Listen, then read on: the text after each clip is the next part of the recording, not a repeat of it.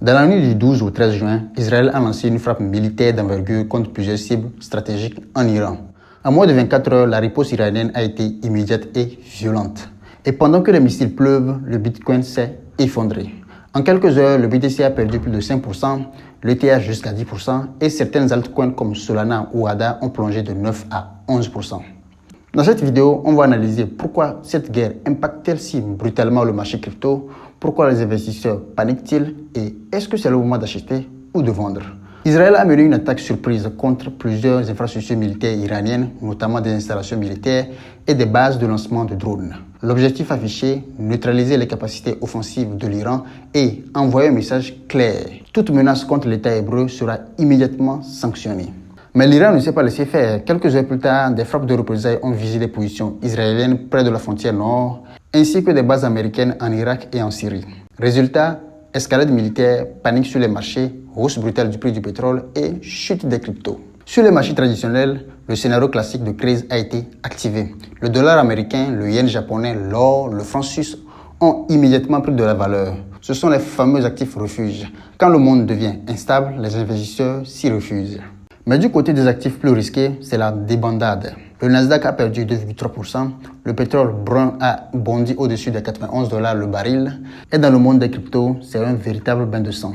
Le Bitcoin a chuté de plus de 5% en quelques heures, l'Ethereum a perdu jusqu'à 10%, Solana, Cardano, XRP, Avalanche, tous dans le rouge vif. Et surtout, on a vu plus de 247 000 traders liquidés en 24 heures. Ce chiffre est énorme. Cela veut dire que des centaines de milliers de positions en levier ont été forcées à la vente. Et ça amplifie la chute. Mais pourquoi la crypto réagit-elle aussi violemment à un conflit géopolitique? C'est simple. La crypto est aujourd'hui un actif global. Elle ne vit plus dans sa bulle. Elle est connectée aux marchés mondiaux. Et en période d'incertitude géopolitique, les investisseurs retirent leur argent des actifs volatiles. Les institutions réduisent leur position au risque. Les fonds crypto vendent pour retirer du cash. En gros, dès que la peur monte, la crypto chute. D'autant plus que les marchés crypto fonctionnent 24 heures sur 24. Donc, quand une attaque militaire se produit en pleine nuit, c'est le marché crypto qui réagit en premier, bien avant le Nasdaq ou le S&P 500. Une chute brutale du prix du Bitcoin déclenche des liquidations en cascade. Prenons l'exemple.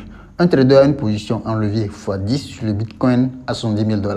Si le BTC chute de 10%, il perd 100% de sa position. Résultat, liquidation automatique. Et cette liquidation, c'est une vente forcée, ce qui fait encore baisser le prix et provoque d'autres liquidations. C'est exactement ce qu'on a vu directement après l'attaque.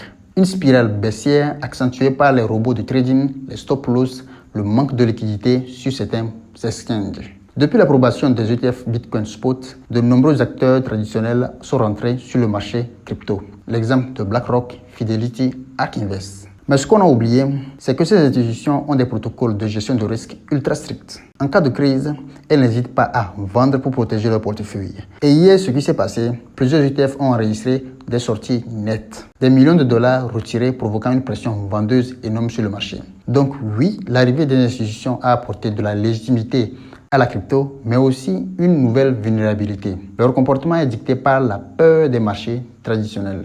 Alors, que va-t-il se passer maintenant? Il y a 3 scénarios possibles. Le premier scénario, c'est l'escalade. Si la guerre s'intensifie et que les États-Unis entrent en jeu, on pourrait voir une chute prolongée du Bitcoin vers les 60 000 $, voire même les 55 000 $. Le deuxième scénario possible, c'est le calme temporaire. Si les deux camps se calment et que les négociations diplomatiques reprennent, le marché pourrait rebondir rapidement. On l'a déjà vu après d'autres conflits. Le troisième scénario possible, c'est l'opportunité d'achat. Pour les investisseurs long terme, cette chute peut représenter une zone d'achat intéressante.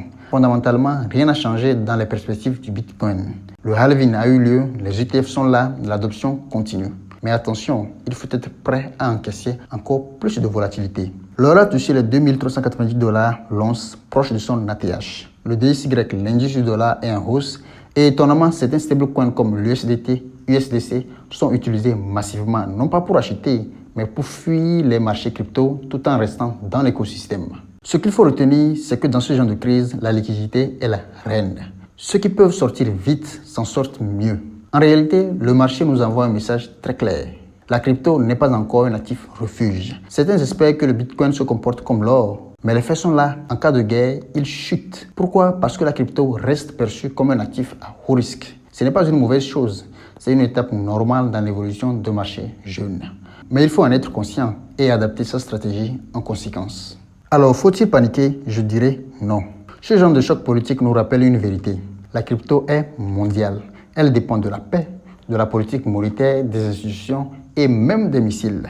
Si tu es dans le marché, prépare-toi à la volatilité. Garde du cash, analyse, reste informé. Et surtout, n'investis jamais sans plan. Si tu veux des analyses régulières comme celle-ci, abonne-toi à la chaîne, active la cloche de notification et dis-moi en commentaire. À ton avis, jusqu'où peut aller le Bitcoin dans cette crise? On se retrouve très vite dans une nouvelle vidéo. Force à tous les holders et surtout, restez lucides.